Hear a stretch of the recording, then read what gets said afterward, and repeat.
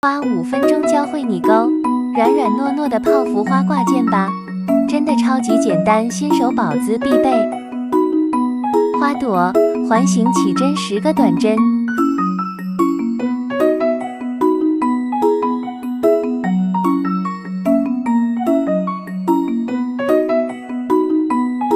拉紧线头引拔。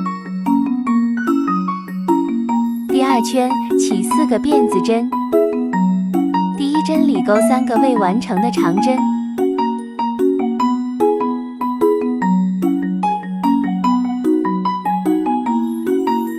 第2针里勾3个未完成的长针，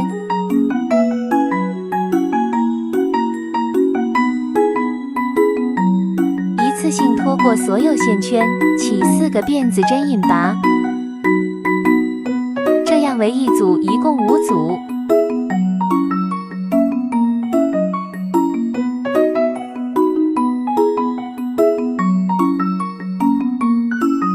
花心环形起针4个辫子针，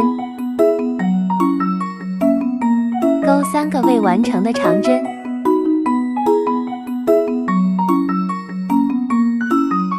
带过所有线圈起4个辫子针引拔，